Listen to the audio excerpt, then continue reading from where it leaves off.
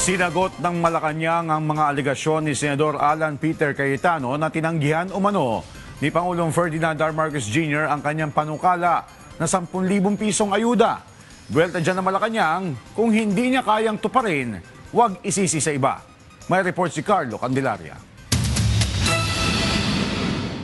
Mariing pinabulaanan ni Palace Press Officer at PCO Undersecretary Claire Castro ang akusasyon ni Senador Alan Peter Cayetano na tinanggihan umano ni Pangulong Ferdinand R. Marcos Jr. ang kanyang panukalang 10,000 pesos na ayuda para sa mga kwalipikadong benepisyaryo patapos ang COVID-19 pandemic. Giit ni Jose Castro, isinulong ito ni Cayetano noong miyembro pa siya ng Kongreso noong 2021 pero hindi umusad kaya't kung sino-sino na lang daw ang sinisisi ng senador. Dagdag pa ni Jose Castro, hindi pa presidente si Pangulong Marcos Jr. noong mga panahon na isinusulong ni Cayetano ang panukala maging noong naipasa ang 2022 budget. Sabay pakita ng mga naunang pahayag ni Cayetano matapos bigong maipasa ang kanyang panukala. Sinabihan niya rin ang senador na huwag kung kani-kanino isisi ang pagkabigo niyang tuparin ang kanyang ipinangako.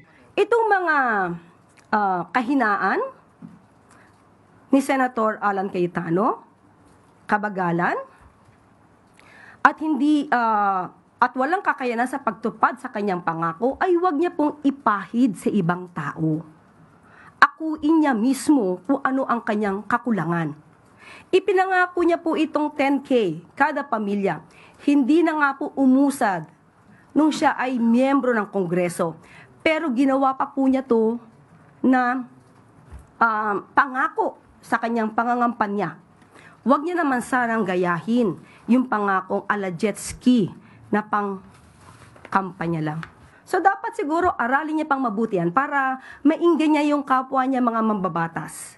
Para sumang-ayon sa kanya at maipasa ito at hindi siya naninisi ng Pangulo. Samantala, natanong din ng palasyo sa pagtawag ni Senador Alan Peter Cayetano kay NBI Director Melvin Matibag na minion matapos ang anunsyo nitong sisimulan ng ahensya ang pag-iimbestiga sa mga umano'y anomalya sa 2019 SEA Games. Ayon kay Jose Castro, wala na umanong ginagawa ngayon ng senador kundi magturo at manira ng iba. Mandatoan niya ng NBI ang tugunan ang mga issue ng korupsyon. Buwelta pa ni Castro, Kung hindi naman po siya natatakot sa anumang issue ng korupsyon, sa bilyon-bilyong pera or pondo na naibigay dito sa PISGOC. Ayan. Hindi naman po siguro siya manggagalaiti. Kaya naman po niya siguro itong i-liquidate.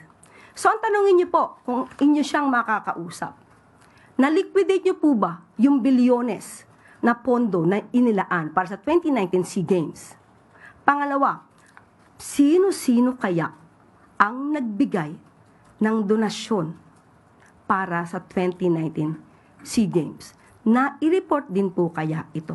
kaugnay naman ng mga aligasyon ni Senador Ping Lacson na budget insertions umano ni Senador Cayetano, sinabi ni Jose Castro na kinakailangang makapaglatag ng matibay na ebidensya at magsampa ng kaso kung may dapat na mapanagot dito.